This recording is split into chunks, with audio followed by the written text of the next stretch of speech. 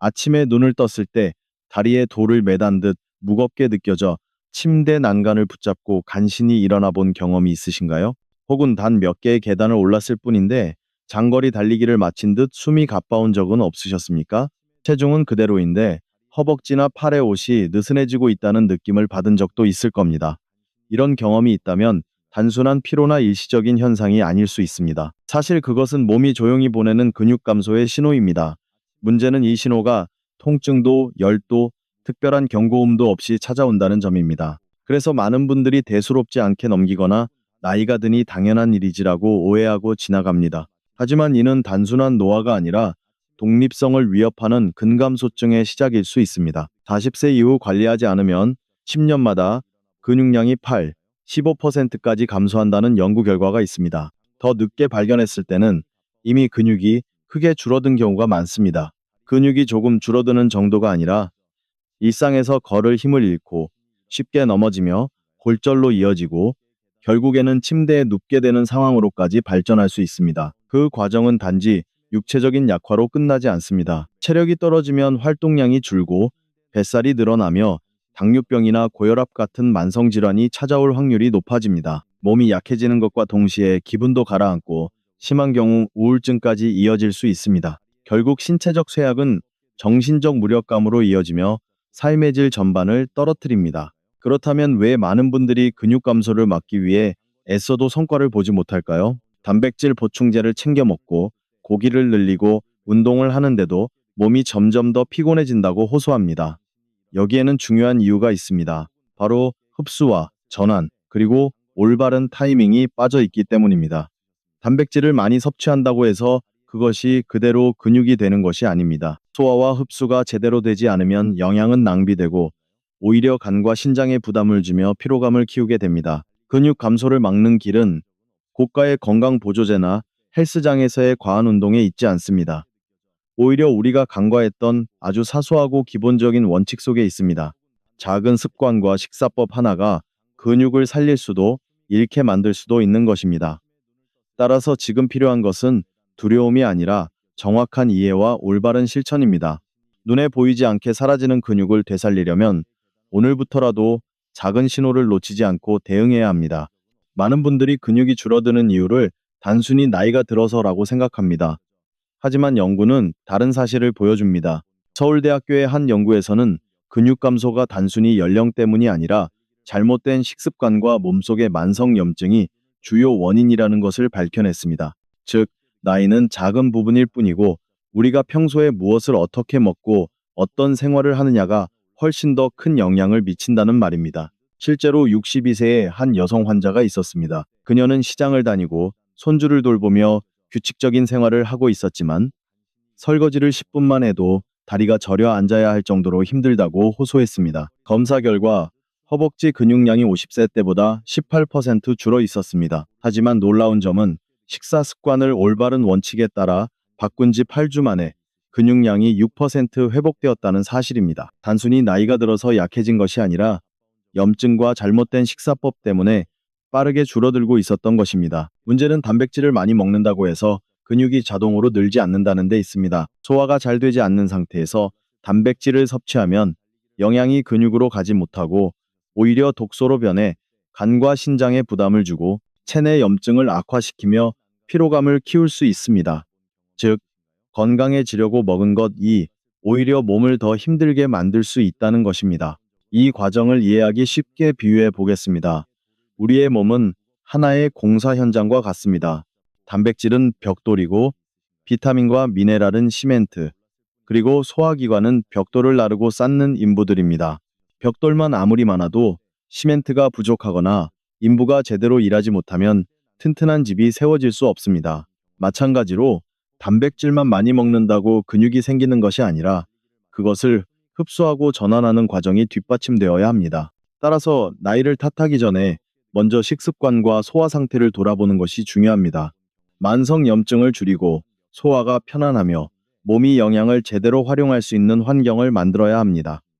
이것이 근육 감소를 늦추고 다시 회복시키는 첫 걸음입니다. 단백질은 근육의 재료이지만 그냥 먹는다고 해서 자동으로 근육으로 변하지는 않습니다. 실제로 많은 어르신들이 나는 매일 고기를 챙겨 먹고 단백질 보충제도 먹는데 왜 점점 힘이 없어질까? 하고 묻습니다. 답은 간단합니다. 단백질이 벽돌이라면 그것을 제대로 쌓아 올릴 수 있는 시멘트와 인부가 반드시 함께 있어야 하기 때문입니다. 여기서 시멘트는 비타민, 미네랄 같은 보조 영양소이고 인부는 바로 소화기관의 기능입니다. 이 세 가지가 조화를 이뤄야 단백질은 근육으로 전환됩니다. 첫째, 소화력이 회복되어야 합니다. 음식을 먹은 뒤 속이 더부룩하고 소화가 안 된다면 단백질은 근육으로 가는 대신 몸에 부담이 될 뿐입니다. 특히 나이가 들수록 위산 분비와 효소 기능이 떨어져 소화력이 약해집니다. 이런 경우 단백질은 오히려 독소로 변해 간과 신장을 지치게 하고 피로감을 악화시킬 수 있습니다. 따라서 과식이나 기름진 조리는 피하고 음식을 천천히 꼭꼭 씹으며 충분한 수분과 식이섬유를 곁들이는 습관이 필요합니다. 둘째, 촉매 영양소가 반드시 함께해야 합니다. 단백질은 혼자서는 근육이 될 수 없습니다. 칼슘, 마그네슘, 아연, 비타민 D, 비타민 C 같은 보조 영양소가 있어야 근육 합성이 활발히 일어납니다. 예를 들어 칼슘은 근육의 수축과 이완에 필수적인데 비타민 D가 없으면 흡수가 잘 이루어지지 않습니다. 또 아연은 단백질 합성을 촉진하고 마그네슘은 근육 피로를 줄여줍니다. 결국 균형 잡힌 식사가 없다면 단백질의 효과는 반감됩니다. 셋째, 올바른 시간과 조합으로 섭취해야 합니다. 같은 음식을 먹더라도 언제, 무엇과 함께 먹느냐에 따라 결과가 달라집니다. 단백질을 섭취할 때는 소화 효소가 가장 활발한 아침이나 점심에 맞추는 것이 좋습니다. 또 흡수를 돕는 식품과 함께 먹어야 시너지 효과를 냅니다. 반대로 커피나 진한 차와 함께 먹으면 탄닌 성분이 단백질과 미네랄의 흡수를 방해할 수 있습니다. 정리하자면 단백질을 근육으로 바꾸는 세 가지 조건은 소화력, 촉매 영양소, 올바른 시간 조합입니다. 이 세 가지가 모두 갖추어져야 비로소 우리가 먹은 단백질이 근육으로 쌓이고 힘 있는 몸으로 되돌아옵니다. 따라서 이제부터 단백질을 많이 먹는 것보다 어떻게 먹어야 하는지를 먼저 생각해야 합니다. 새우는 흔히 반찬거리로만 여겨지지만 사실 노년의 근육 건강에 있어서는 숨겨진 보물과도 같습니다. 특히 값비싼 랍스터나 대형 새우가 아니라 시장에서 쉽게 구할 수 있는 작은 새우, 마른 새우가 진정한 효력을 발휘합니다. 백지만으로도 순수 단백질이 풍부하며 지방 함량은 낮아 소화가 편하고 위에 부담을 주지 않습니다. 나이가 들수록 위 기능이 약해지고 기름진 음식이 힘들어지는데 새우는 소화 흡수가 잘 되어 부담 없이 근육 합성에 필요한 재료를 공급할 수 있습니다. 새우의 또 다른 강점은 아르기닌이라는 성분입니다. 이는 혈관을 부드럽게 확장시켜 혈액순환을 원활하게 해줍니다. 혈류가 원활해야 단백질과 영양소가 허벅지, 종아리, 팔 등 주요 근육으로 정확히 전달됩니다. 그래서 새우는 단순히 단백질 공급원이 아니라 단백질을 목적지까지 배달하는 택배기사 같은 역할을 합니다. 여기에 더해 새우에는 아스타잔틴이라는 강력한 항산화 성분도 들어 있습니다. 이는 근육 속 염증을 줄이고 운동 후 피로 회복을 도와 노년층에게 특히 유용합니다. 실제로 연구에서는 아스타잔틴이 비타민 E보다 수십 배 강한 항산화 효과를 보인다고 보고됩니다. 임상에서 경험한 사례도 있습니다. 75세의 한 어르신은 다리가 약해 시장에 갈 때마다 지팡이를 짚어야 했습니다. 그러나 특별한 약을 쓰지 않고 식단에 일주일에 2, 3회 작은 새우 요리를 추가했을 뿐이었습니다. 한 달 뒤 그는 지팡이를 버리고 혼자 계단을 오를 수 있게 됐다고 기쁘게 말씀하셨습니다. 검사 결과 허벅지 근육량이 증가했고 보행 속도도 눈에 띄게 개선되었습니다. 이는 단순한 우연이 아니라 새우가 가진 과학적 효능 덕분입니다. 섭취법은 간단합니다. 일주일에 150, 200지 정도를 여러 끼에 나누어 드시면 충분합니다. 꼭 메인 요리가 아니어도 괜찮습니다. 국에 넣거나 샐러드 위에 뿌리거나 마른 새우 볶음을 밥 반찬으로 곁들이는 것만으로도 효과가 있습니다. 중요한 것은 조리 방식입니다. 기름에 푹 튀기면 항산화 성분이 파괴되고 나쁜 지방이 몸에 부담을 주게 됩니다. 따라서 살짝 볶거나 찌는 방식을 권장합니다. 단, 해산물 알레르기가 있는 분은 주의가 필요하며 가능하다면 양식보다는 자연산을 선택하는 것이 좋습니다. 자연산 새우는 불필요한 화학물질이 적고 풍미도 깊습니다. 기억하십시오. 작고 소박한 한 줌의 새우가 여러분의 다리를 다시 힘있게 만들어줄 수 있습니다. 값비싼 건강보조제가 아닌 밥상 위에 새우가 근육을 살리는 열쇠가 될 수 있습니다. 렌틸콩은 흔히 서양 요리에 쓰이는 콩이라 낯설게 느껴지지만 어르신들의 근육과 혈관 건강을 동시에 챙길 수 있는 보석 같은 식재료입니다. 백주당 약 23g의 단백질을 함유하고 있어 닭가슴살과 비교해도 뒤지지 않습니다. 특히 돼지고기나 소고기를 많이 먹기 힘든 분들에게 렌틸콩은 소화 부담이 적으면서도 근육 합성에 필요한 필수 아미노산을 거의 모두 제공하는 훌륭한 대안이 됩니다.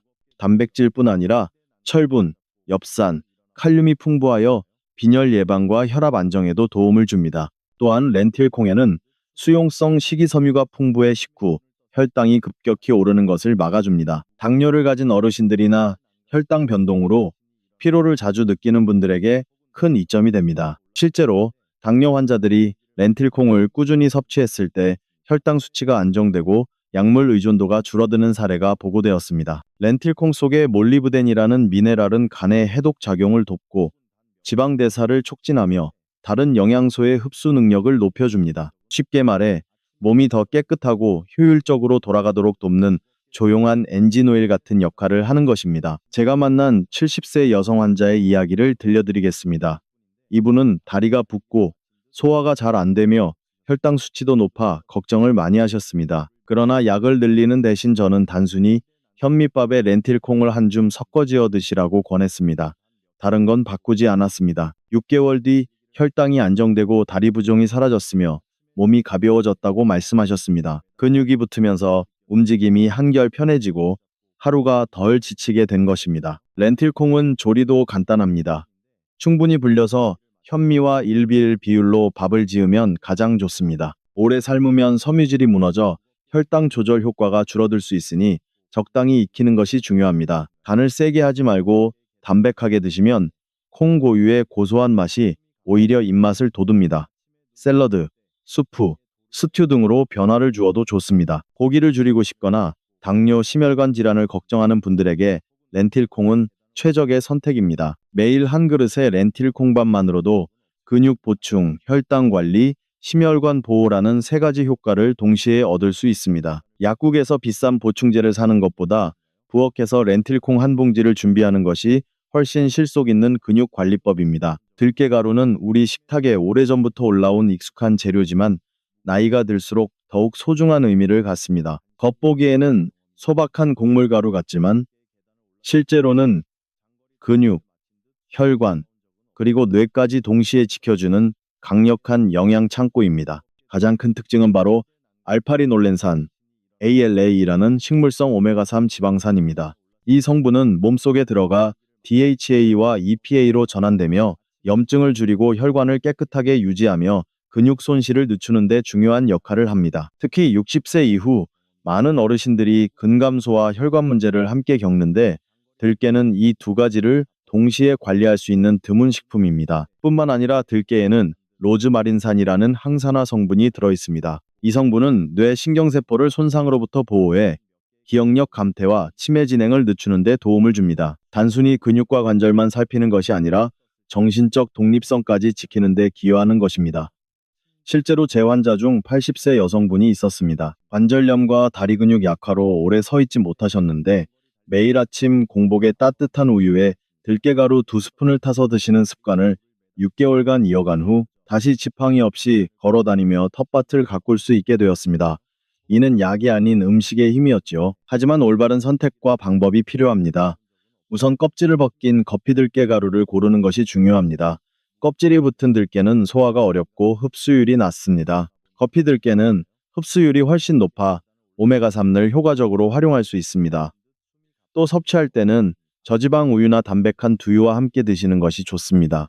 오메가3는 지용성이기 때문에 소량의 지방이 흡수를 도와야 몸속에서 제대로 작용합니다. 등푸른 생선에 비해 비린내가 없고 보관도 쉽다는 점은 어르신들에게 큰 장점입니다.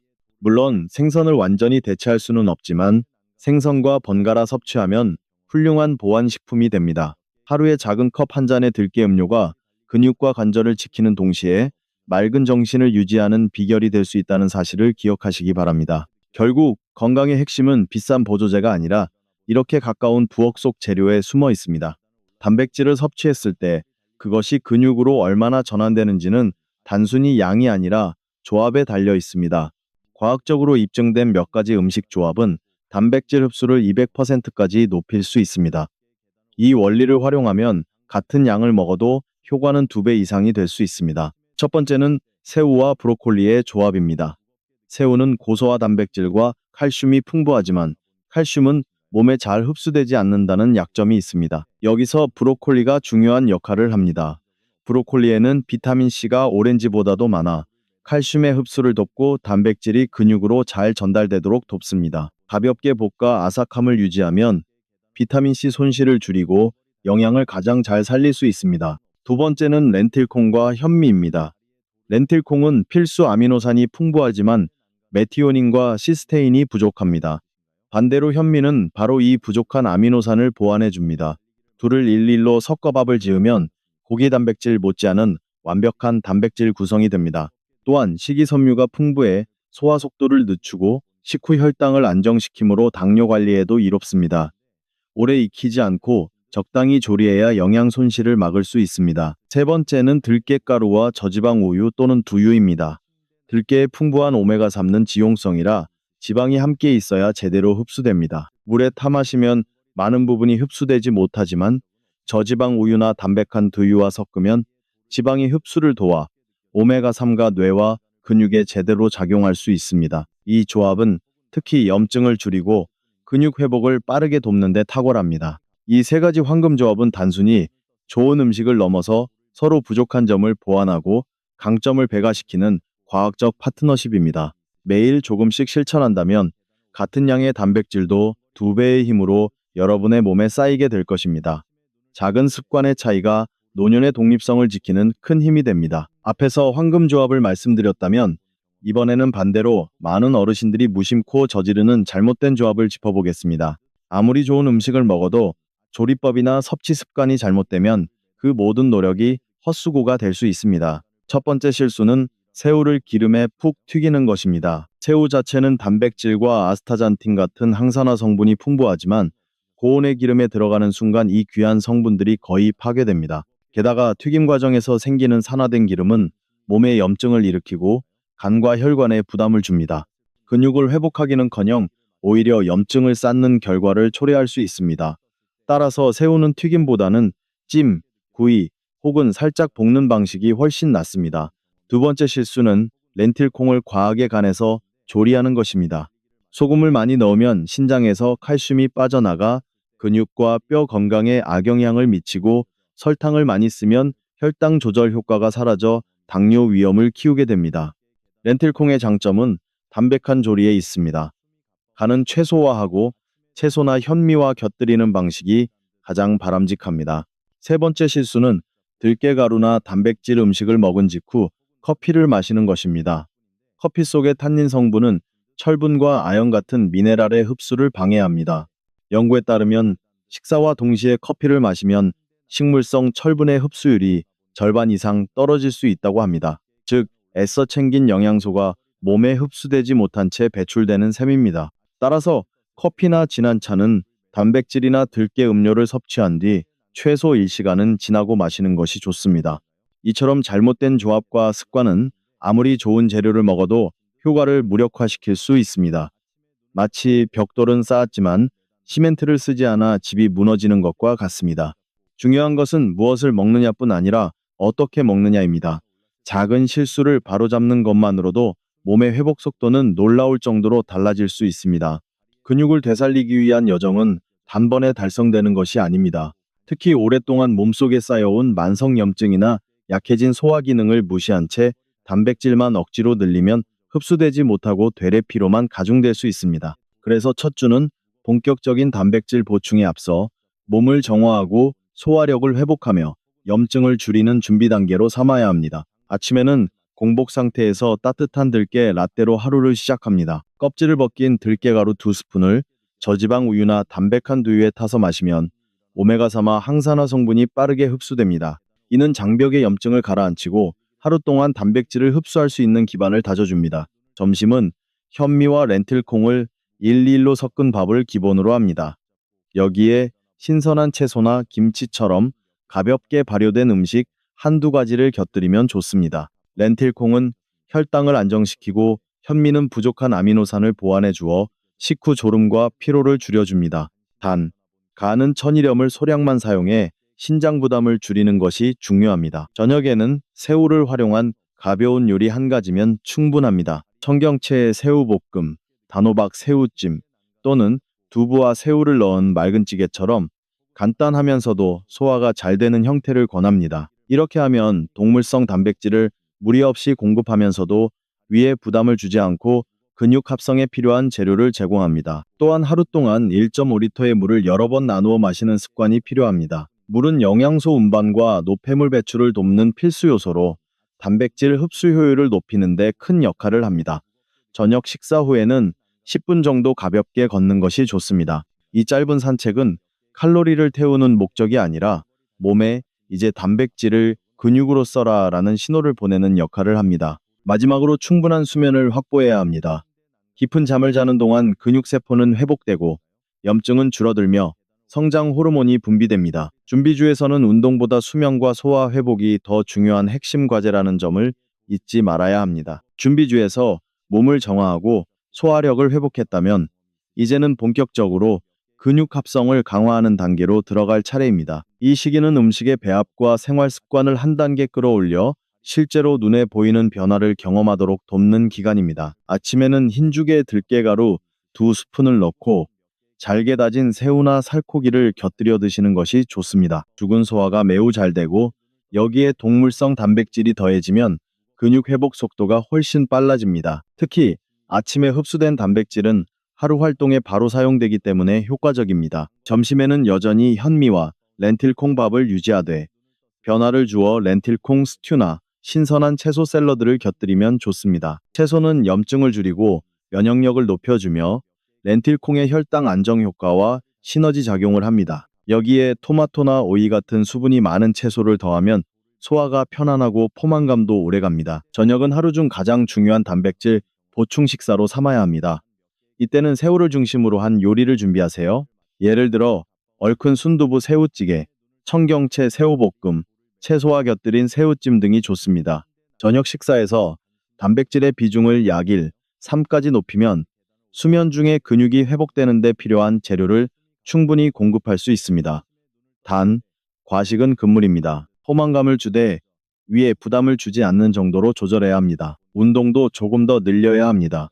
가속주에는 하루 20분 정도의 가벼운 유산소 활동을 권합니다. 산책, 텃밭 가꾸기, 부드러운 스트레칭이 적절하며 무리하게 힘을 쓰는 운동은 피해야 합니다. 근육은 운동할 때가 아니라 운동 후 휴식과 수면 중에 회복될 때 성장한다는 사실을 기억해야 합니다. 또 하나 중요한 점은 수면과 스트레스 관리입니다.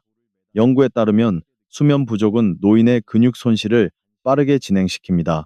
따라서 7, 8시간의 깊은 잠을 유지하는 것이 필수적입니다. 취침, 3시간 전에는 과식을 피하고 카페인 섭취도 제한해야 합니다.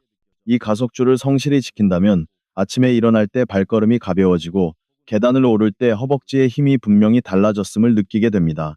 이것이 바로 근육이 되살아나고 있다는 신호입니다. 식단과 생활 습관을 바꾸는 과정에서 가장 중요한 것은 안전성입니다. 모든 사람이 같은 몸 상태를 가진 것은 아니기 때문에 개인별 상황을 고려하지 않으면 오히려 해가 될 수 있습니다. 따라서 근육 회복을 위한 계획을 실천할 때 반드시 점검해야 할 부분들이 있습니다.